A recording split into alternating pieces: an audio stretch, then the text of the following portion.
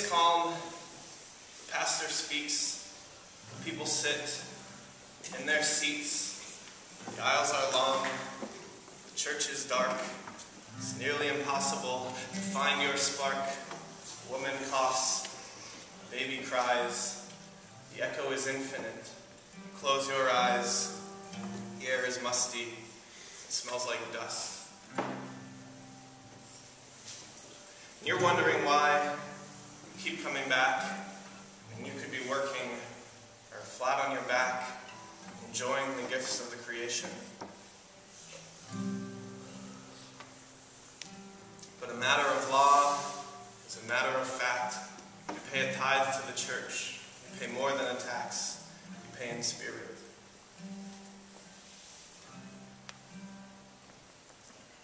Your children are hungry. The preacher spouts threats about going to hell, paying your debts, and you believe him because he wears that hat.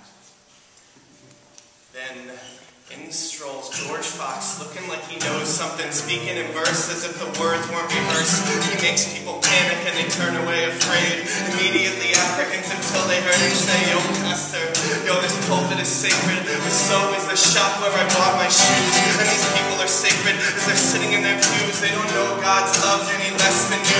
And sometimes when the man is through with his verse, the people rise up and follow him out of the church, but most times he just gets himself arrested. He says the powers are vested in only the few, and God vested his powers into you. Come on.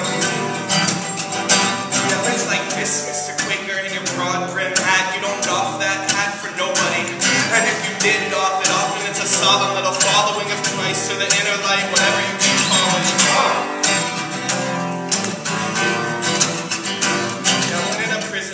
A prisoner got a letter. He sits in the corner unspoken. Yo, they said he healed people. They said he might be Christ with the next letter next to him unopened. He had written hundreds of pamphlets to the enemies of friends. God was sending him to listen to the answers. But one fanciful question that he had to entertain in the same way as he prayed to understand it. James Naylor hadn't slept for days. He might have missed the game plan in the following ways, but it also might be true that he was faithful. He keeps saying the favors don't favor the few, and the guy that Christ speaks through me too. Well, it's like this, Mr. Quaker, in your broad brim hat. You don't doff that hat for nobody. And if you did doff it often, it's a solemn little following of Christ or the inner light, whatever you can call it. So when I say, is he simple, you guys say, hell yeah. Ready? And is he simple? Let's try it again. You gotta say it quickly. And is he simple? And is simple. With his simple dress, his simple speech, a simple smile upon his dimple when he walks down the street. That street is his temple. When you got the right sentiment, any place is sentimental. When he sees a noble man, he doesn't call him you, because he's talking to one person, not two. Because he's kind of a leveler, and he's kind of a ranter, and he's standing with the lantern trying to show you the light. When the spirit's on fire, it can burn so bright. Come on.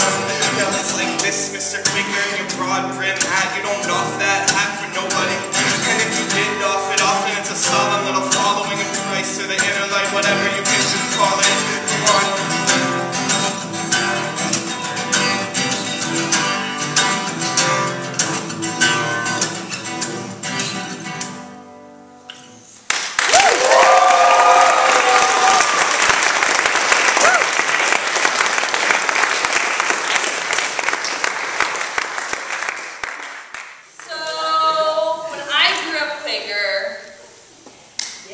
What I figured out was that Quakerism was boring as hell.